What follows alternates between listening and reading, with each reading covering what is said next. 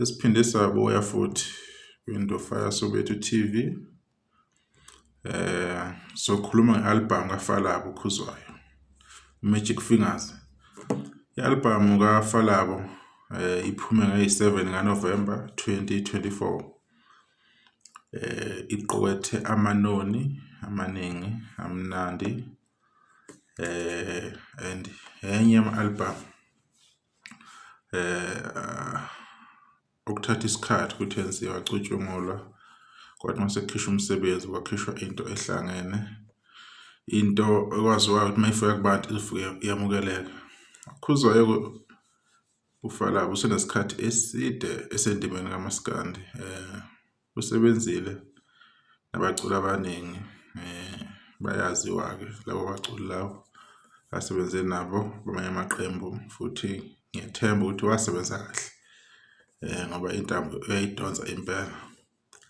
Kodwa-ke okwamanje unensizwa asebenzisana nayo. Bonke-ke abathandi bakaMaskandi abawulandelayo bayazi lo nsizwa leyo ukuthi ubani, ngoba inhloso ngqangi yale video ukukhuluma ngomsebenzi kaFalabo Khuzwayo kuphela. So uFalabo-ke iy'ngoma ezibe zinhle kakhulu, ziningi zona ezinhle kakhulu, kodwa nje ngizobiza nje ezimbalwa okuyizona ey'sheshe zagqama kubantu nabakhombisayo ukuthi bayayithokozela. Enye yey'ngoma abayithokozelayo abantu ithi Inkani Yami, bayizwile-ke abanye ukuthi-ke ungena kanjani kuleyo ngoma and futhi ivuma kamnandi kanjani. Kube yithi Ngaqoma Wena, Inyoka Endala, Ukuqala Kosuku, Sisempini La. So abantu abaningi-ke bangayoyibheka kuma-online stores, beyi-check-e, beyi-stream-e, bazoyizwela nabo ukuthi umfo kaKhuzwayo usebenze kakhulu la, usebenze ngokuyimisela. Ngiyohlale ngikuphinda lokhu ngikusho kaningi. Awukho umculo ofana nomculo kaMaskandi. Umculo kaMaskandi ukhuluma nawe, ukhuluma nesiqu somuntu, indlela o-connect-a ngayo nomuntu, nawe uyazizwela ukuthi ingoma ikhuluma nawe ngqo, iyakuthinta, ikuthinta ekujuleni.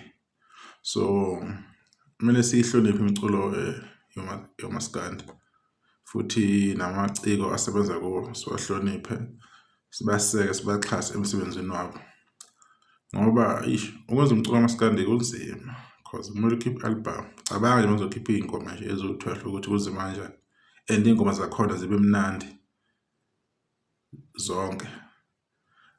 So inzima kakhulu. So kumele sibashayele ihlombe kuleyo ndawo leyo.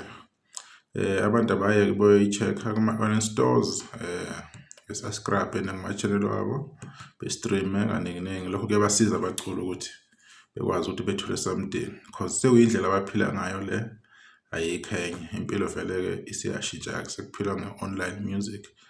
So nathi kumele sihlale likhulu iqhaza kulokho. Ngiyabonga.